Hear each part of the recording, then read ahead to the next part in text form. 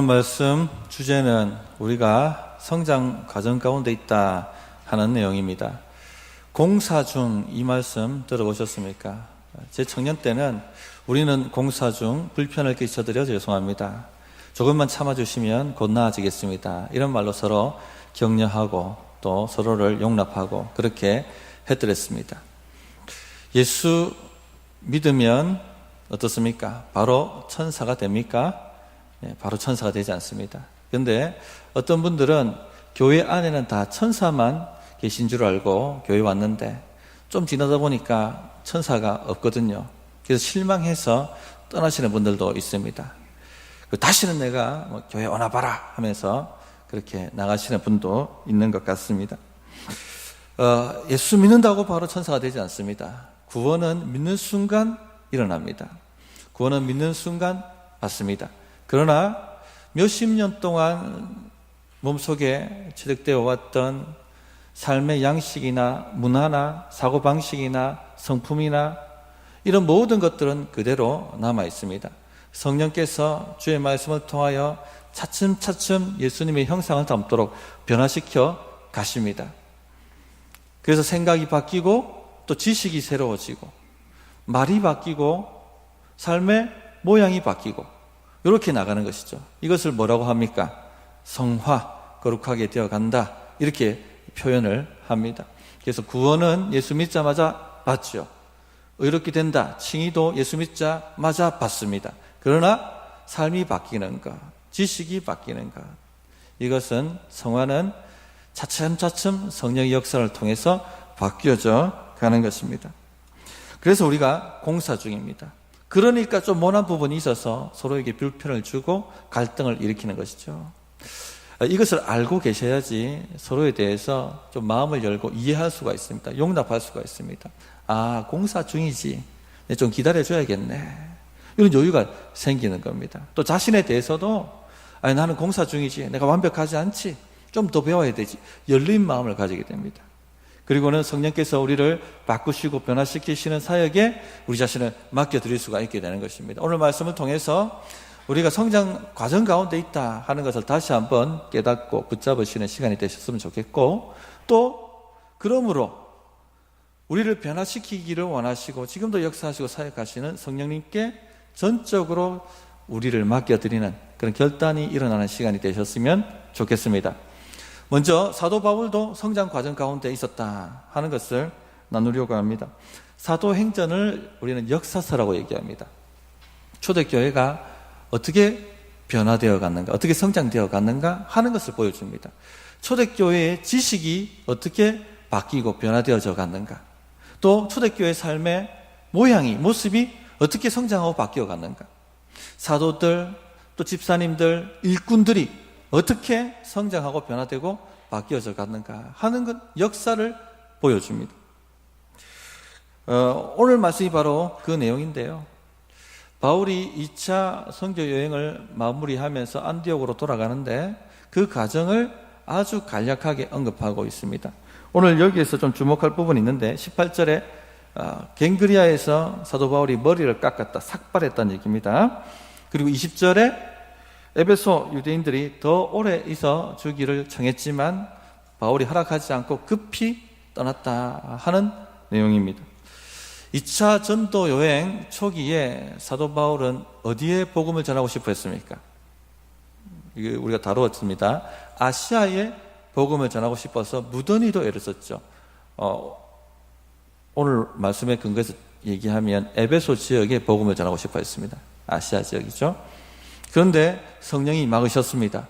그래서 이곳 저곳으로 길을 뚫어보려고 노력했습니다만은 가는 곳마다 성령이 막으셔서 결국 어디로 방향을 틀게 됩니까? 마게도냐 사람이 환상 가운데 나타나서 건너와 우리를 도우라 하고 말하는 것을 기도 가운데 보게 됩니다. 그래서 성령께서 유럽으로 복음을 전하라고 하시는구나 하고 깨닫고 유럽으로 넘어가서 복음을 전하죠. 그것을 바로 제2차 선교 여행이라고 얘기합니다. 그가 가장 가고 싶어 했던 아시아, 에베소, 드디어 2차 선교 여행 마무리하고 돌아가는 길에 들리게 되었습니다. 그리고 회당에서 말씀을 전하는데 지금까지 우리가 사도 바울의 사역들을 다뤄왔습니다만 베레아 회당 외에는 회당에서 말씀 전할 때 어떤 역사가 나타났습니까? 받아들였습니까?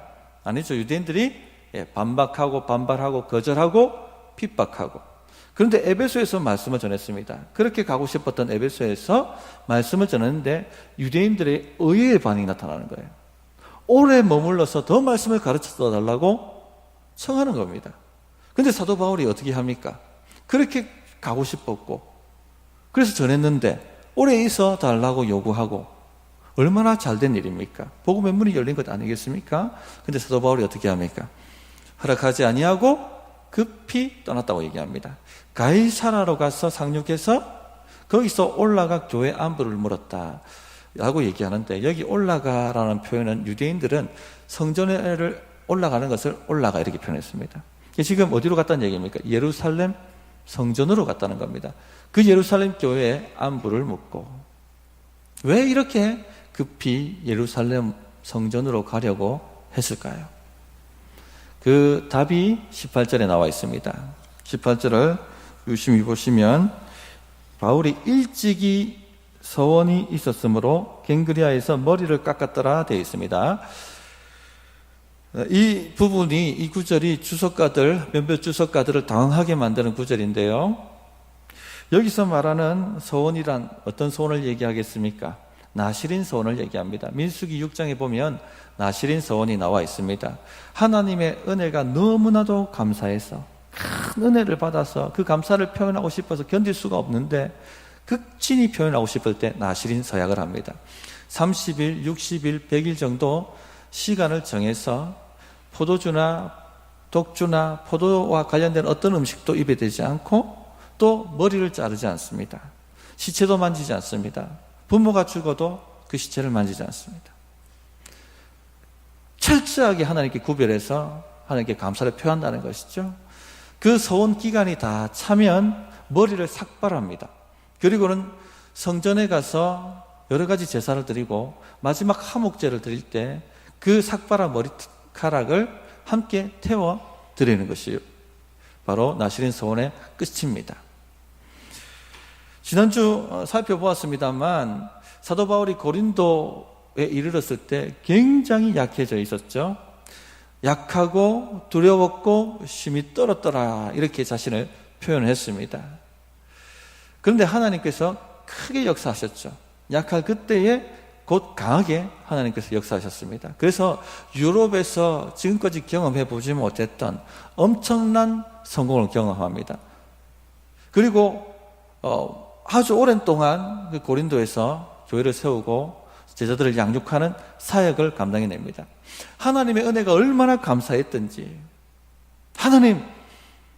하나님께 대한 이 감사를 제가 극진한 이 감사를 나실인 서약으로 하나님께 올려드립니다 하고 그가 서약을 한 것입니다.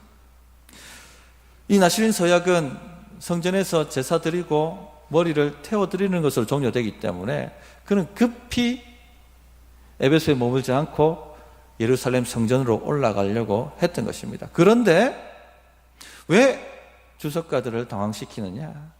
성전 시대가 끝나지 않았습니까? 복음이 들어오면서 성전 시대는 끝났고 성전 제사도 끝났습니다. 성전은 그림자고 성전 제사도 그림자죠. 누구를 가르치는 그림자입니까? 예수님이죠. 예수님이 오셔서 어린 양이 되셔서 인간의 모든 죄를 대신 짊어지시고 십자가에서 죽으셨습니다. 속죄 제사가 영단번에 한 번에 끝이 난 것입니다. 다시 양이나 소를 잡아서 하나님께 제사를 올려드릴 필요가 없게 되어버린 것입니다. 또 이 예수님을 믿으면은 하나님의 영이신 성령께서 임하셔서 영원토록 함께 거하시죠. 하나님 백성 삼아주시고 그 백성과 영원히 함께 하십니다. 누가 이제 성전입니까? 교회가 성전입니다. 하나님의 백성이 성전이 된 것입니다. 건물 성전의 시대는 끝나버린 것이죠. 이것을 계시로도 받았고 알고 가르쳤던 사도 바울이 성전에 올라가 성전 제사를 드리고 화목제를 태워드렸다. 이걸 어떻게 해석할 것인가 이것을. 그래서 주석가들을 당황시키는 것입니다. 성도님들, 사도들이라고 완전히 알지 못합니다. 우리는 사도들은 모든 교리를 통달한 사람들이고 모두 하나님의 뜻을 다 아는 사람이라고 착각하기 쉽지만 사도들도 모릅니다. 그 지식이 차츰차츰 발전해 가는 것입니다. 또 우리는 사도들은 삶이 완벽한 사람들이라고 생각합니다. 그러나 그렇지 않습니다. 사도들도 삶이 차츰차츰 복음에 합당하게 변화되어 가는 과정 중에 있는 사람들입니다. 하나님의 은혜의 손길 아래 그 지식이 발달하고 복음에 합당하게 발달하고 또 삶의 모양도 복음에 합당하게 변화되어 가고 있는 중이라는 것을 오늘 말씀이 보여주고 있는 것입니다. 우리가 잘 알고 있듯이 바나바와 대판 싸웠지 않습니까? 사도 바울이 마가 데려가는 문제 때문에. 또 유럽으로 복음 전하라는 주의 뜻을 제대로 파악하지 못하고 아시아에서 복음 전하겠다고 이것저것을 쫓아다녔던 사람이 바울입니다. 바울은 완전하지 않습니다. 사도들은 완전하지 않습니다. 그들도 지식과 삶이 있어서 변화를 경험해야 되고 발전하고 성장해야만 했습니다. 그가 나시린 서약을 하고 성전에 가서 제사를 드렸다는 것은 여전히 아직까지도 유대교의 전통에 매여 있는 부분이 있다는 것을 보여줍니다. 유대인들에게 유대교의 전통은요, 삶의 일부분입니다. 문화입니다, 문화. 복음을 받아들였다고 이것이 한 방에 바뀌는 것이 아니죠.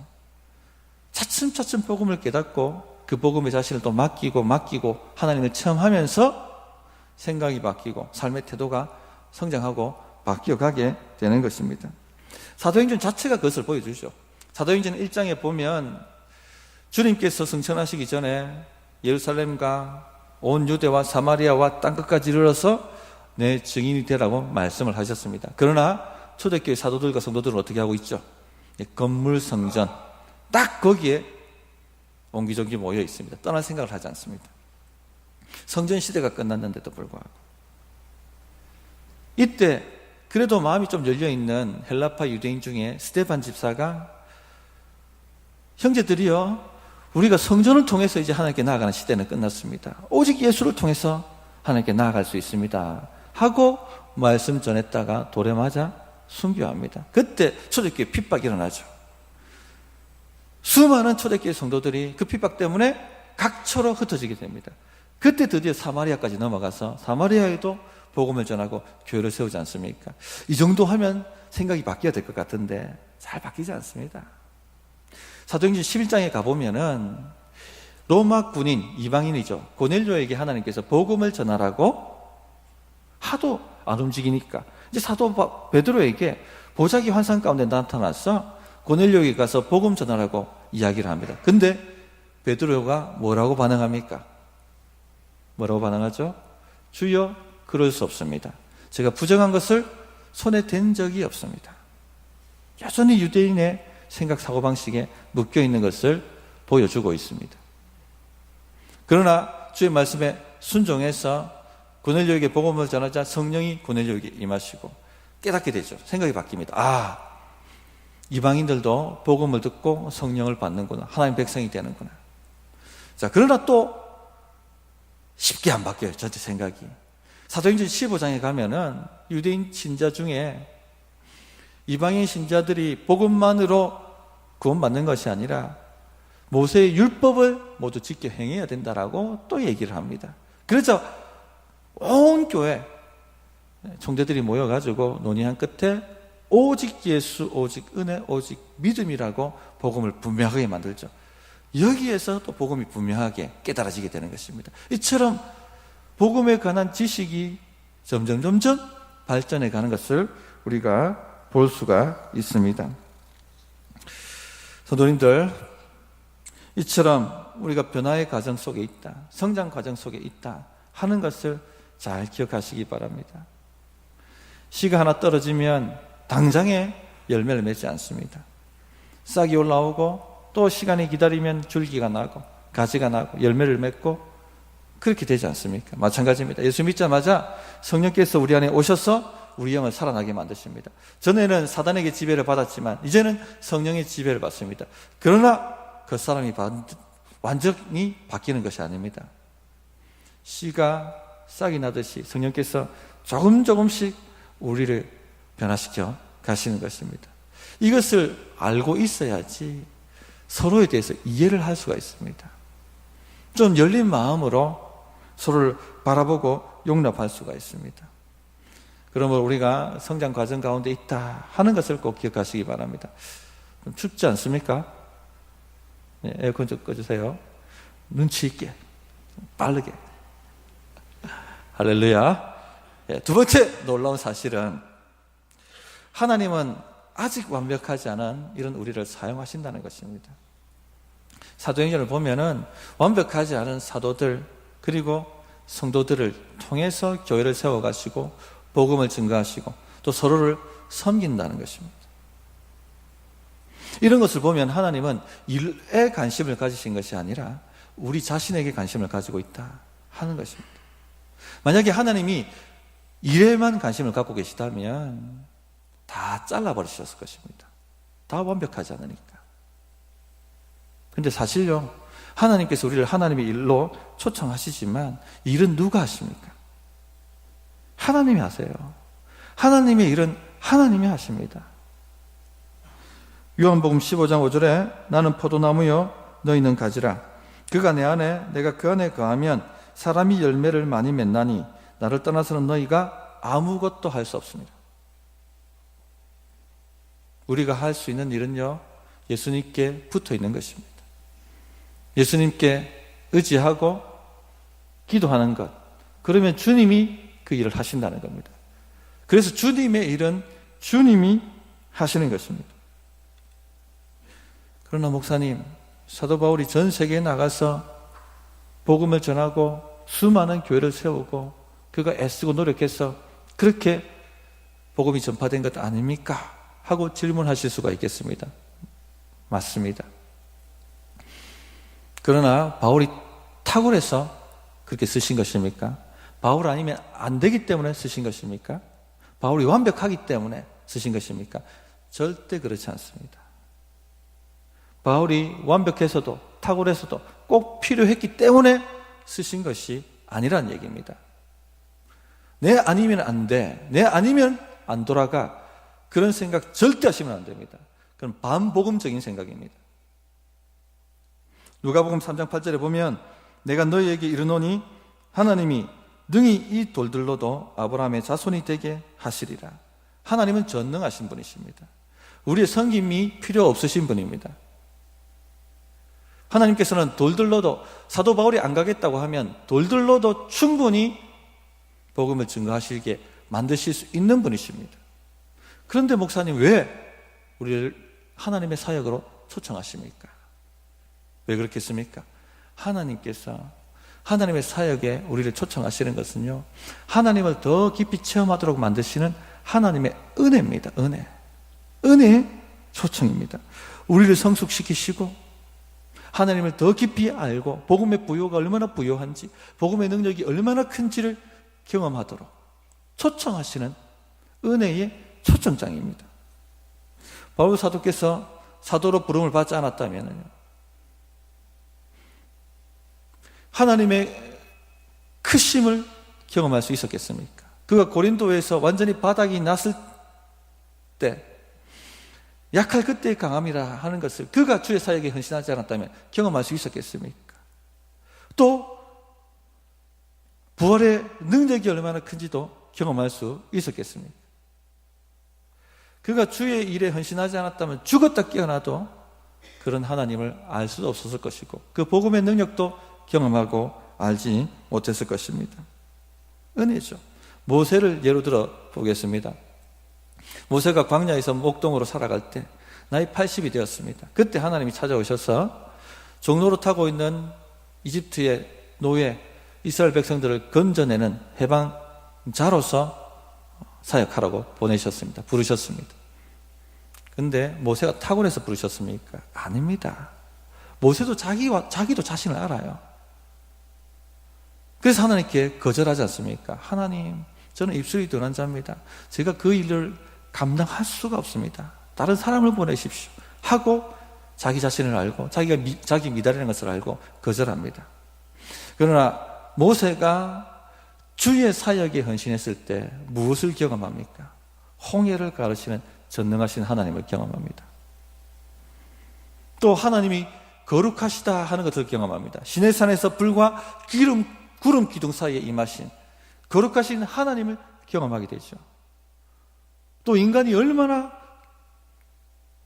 죄로 오염되어 있는가 하는 것을 이스라엘 백성들의 반역을 통해서, 반란을 통해서 뼈저리게 경험합니다. 그럼에도 불구하고 하나님은 언약이 신실하셔서 이 백성들을 사랑하시고 약속의 땅에 마침내 인도하신다 하는 것도 경험합니다. 그가 주의 사역에 헌신하지 않았다면 죽었다 깨어나도 경험하지 못했을 일들이죠. 하나님께서 우리를 사역으로 부르시는 것은 이처럼 하나님을 더 깊이 경험하고, 그래서 생각이 바뀌고 성품이 바뀌고 믿음이 바뀌어서 하나님께 온전히 의탁함으로 말미암아 마침내 복을 받게 하려고, 그렇게 하시려고 우리를 초청하시고 부르시는 것입니다. 고린도전서 15장 10절에 사도 바울은 그래서 이렇게 고백하죠. 그러나 내가 나된 것은 하나님의 은혜로 된 것이니 내게 주신 그의 은혜가 헛되지 아니하여 내가 모든 사도보다 더 많이 수고하였으나 내가 한 것이 아니요 오직 나와 함께 하신 하나님의 은혜로다. 이런 고백이 나오게 되는 것입니다. 그러므로 성도님들, 주님께서 우리를 주의 사역하라고 초청하시고 부르실 때 기쁨으로 순종하시기 바랍니다. 하나님, 저처럼 무익한 자를 이 귀한 주의 사역에 불러주신 것 주여 감사합니다. 충성하며 순종하겠습니다. 이렇게 반응하셔야 됩니다. 제가 부족해서, 제가 아직 완벽하지 않아서, 그런 말 자체가 무익한 겁니다. 지금 하나님이 은혜로 부르시는 거죠. 누가 완벽해서 쓰임 받습니까? 누가 탁월해서 쓰임 받습니까? 하나님이 밥 다 지으시고 일 다 해놓으시고 숟가락 하나 딱 꽂으라고 하시는 거예요. 하나님이 경험하게 하시려고. 그러므로 주님이 우리를 사역으로 초청하실 때에 아멘 주여 제가 여기 있나이다, 제가 가겠나이다 하고 헌신하시고 기쁨으로 순종하시기를 바랍니다. 그러므로 우리를 성장시키시고 우리를 변화시키시는 성령의 사역에 계속해서 우리의 삶을, 우리 자신을 맡기시기를 바랍니다. 저항하지 마시기 바랍니다. 성령님께서 우리 성도님들 안에 계셔서 우리 성도님들을 변화시키고 바꾸셔서 마침내 복을 받도록 하시기 위하여 일하시고 계십니다. 그 사역에 저항하지 말고 맡기시기를 바랍니다. 우리를 변화시키시는 하나님의 사역은, 성령의 사역은 말씀을 통하여 일어납니다. 말씀과 함께 일어납니다. 그 말씀을 깨닫게 만드시고 그 말씀을 삶에 적응하게 만드셔서 삶 속에서 하나님이 살아계시고 그 말씀대로 역사하신다는 것을 경험하게 만드신다는 것입니다. 그래서 사도 바울은 선교 여행을 다시 시작할 때마다 자신이 세웠던 교회를 다시 방문해서 양육하는 것을 볼 수가 있습니다. 23절입니다. 얼마 있다가 떠나 갈라디아와 부르기아 땅을 차례로 다니며 모든 제자를 굳건하게 하니라. 갈라디아, 부르기아 언제적 세웠던 교회들입니까? 1차 선교여행 때 세웠던 교회들입니다. 3차 선교여행 시작하면서 1차 때 세웠던 이 지역의 교회들을 다시 방문해서 다시 복음을 증거합니다. 사도 바울이요, 들었지 않습니까? 또 다른 가정 없습니까? 형제들이요, 듣고 또 들으시기 바랍니다. 아직 당신들은 다 알고 있지 못합니다. 듣고 또 들으셔야 합니다. 하고 복음을 전한 것입니다. 우리는 흔히 무엇을 안다고 할 때 정보나 지식을 알고 있으면 안다라고 생각을 합니다. 그러나 성경이 말하는 안다는 것은 정보와 지식을 아는 것을 안다라고 말하지 않습니다. 경험적 지식을 성경은 안다라고 얘기합니다. 우리가 흔히 이 나라의 대통령이 누굽니까? 하고 물어보면 뭐라고 대답합니까? 대통령이 누군지 아십니까? 이렇게 물어보면 예, 압니다. 문재인 대통령이죠. 1953년생이고 경희대 법학과를 졸업했고 민변 대표를 했습니다. 그러나 아는 겁니까 이게? 정보를 아는 거죠. 문재인 대통령하고 만난 적도 없고 함께 식사 나눈 적도 없고 삶을 나눈 적도 없고 그가 어떤 성품인지 어떤 버릇이 있는지 전혀 알지 못합니다. 경험이 없는 거죠. 성경이 말하는 지식은요, 정보적 지식이 아니라 경험적 지식입니다. 우리가 하나님을 교리적으로 안다고 말하지 않습니다. 경험적으로 안다고 말하는 것이죠. 바리새인들은 자신들이 하나님을 잘 알고 있다고 말했습니다. 그러나 예수님이 뭐라고 말씀하십니까? 너는 모른다고 얘기하고 있습니다. 요한복음 8장 19절에 이렇게 말씀하시죠. 이에 그들이 묻되 내 아버지가 어디 있느냐? 예수께서 대답하시되 너희는 나를 알지 못하고 내 아버지도 알지 못하는도다. 나를 알았더라면 내 아버지도 알았으리라. 성도님들, 왜 삶 공부라고 얘기할까요? 성경 공부라고 하면 되지 않습니까? 왜 삶 공부라고 얘기할까요?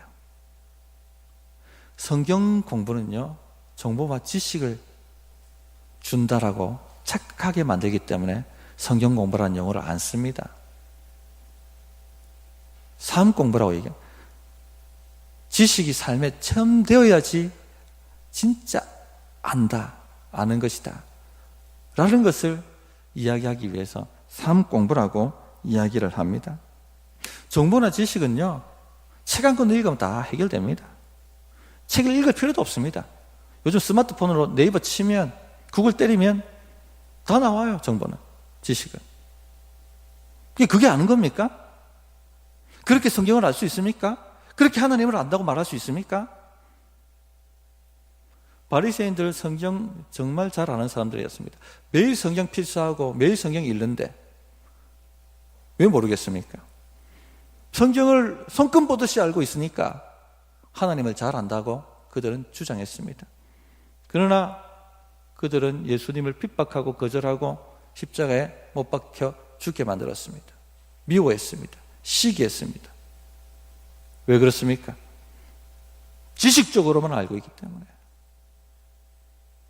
그래서 예수님께서 너희는 내 아버지를 모른다, 하나님을 너희들이 안다고 말하지만 하나님을 너희는 알지 못한다라고 선포하신 것입니다. 안다는 것은 경험으로 하는 겁니다. 경험으로.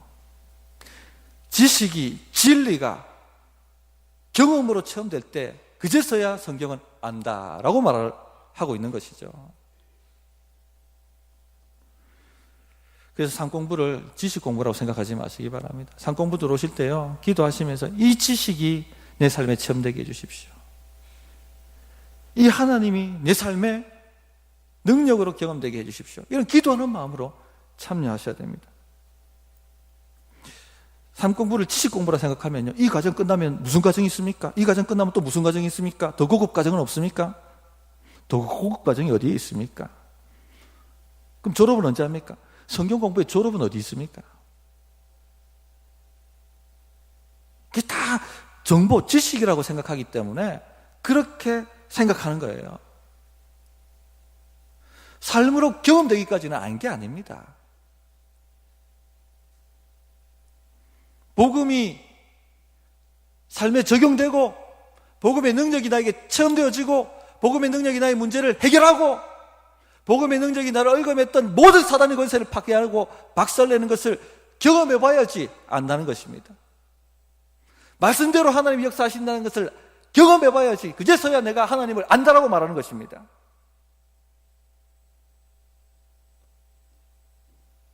성도님들, 혹 삶의 문제가 지금도 발목 잡고 있고 영적 침체가 또 찾아왔다면 더 고급 과정으로 가셔야 될 게 아니라 기본 과정으로 다시 들어가셔야 돼요. 삶 공부를 2번, 3번 하셔야 되는 겁니다. 운동선수가 슬럼프에 빠지면 더 고급 기술로 들어갑니까? 아닙니다.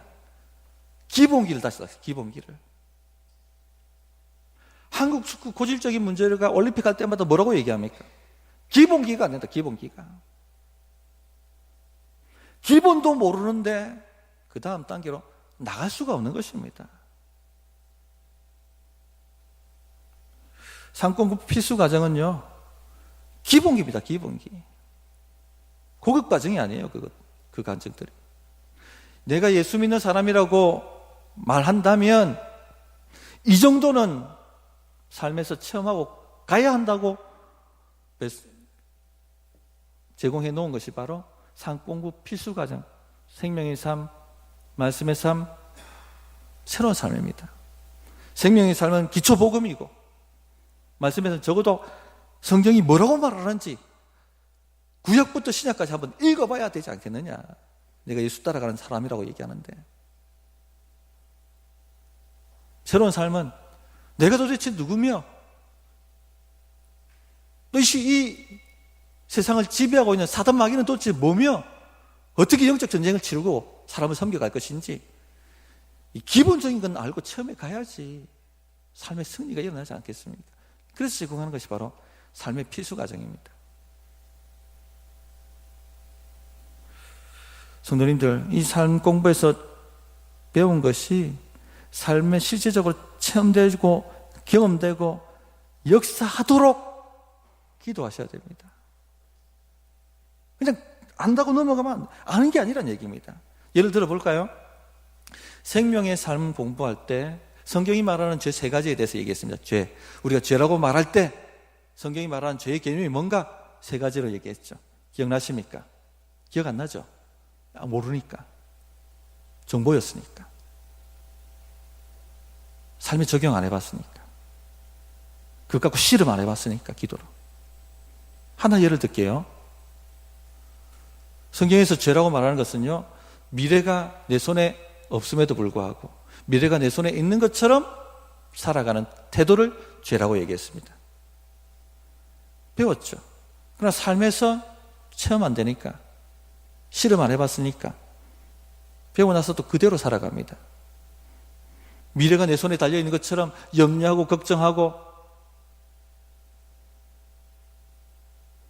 또 염려하고 걱정하고, 어떤 분들은 자신만만하게 생각하죠.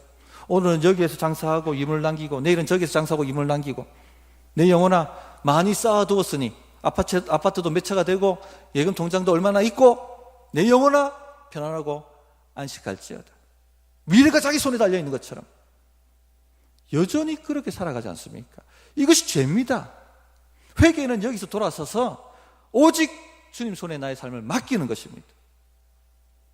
죄를 짓고 또 짓고 죄를 짓고 또 짓고 머리에만 머물러 있으니까 여기 이런 인생에 복이 임하겠습니까?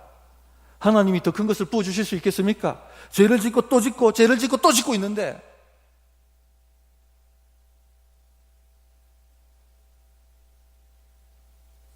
기본기입니다. 기본기.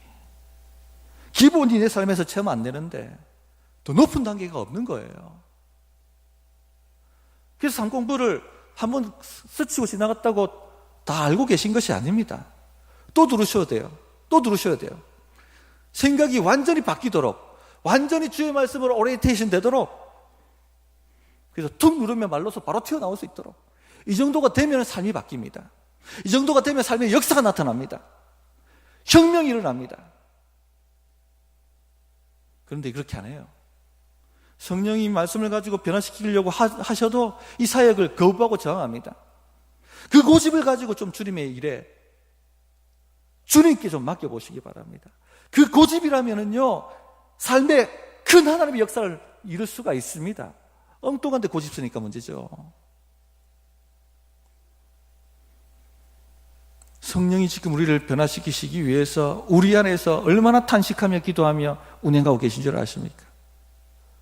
거기에 내 삶을 한번 투자해 보시라는 얘기입니다. 어떤 혁명이 일어나고 어떤 변화가 일어나는지.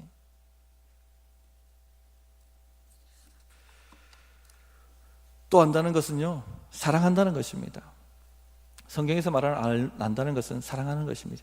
내가 미리 안 자들을 부르고 미리 알았다는 말은 미리 사랑했다는 얘기입니다. 하나님을 사랑하고 주의 말씀을 사랑하는 단계까지 갈 때 진짜 아는 것입니다. 이런 사람은요, 사단마귀가 흔들 수가 없습니다. 사단마귀가 흔들 수가 없어요. 주의 손에 붙들리는 사람이 되는 것입니다. 성도님들, 말씀을 정리하겠습니다. 우리는 과정 속에 있습니다. 여기 누구도 완벽한 사람은 없습니다. 모두 다 발전해 가고 있습니다.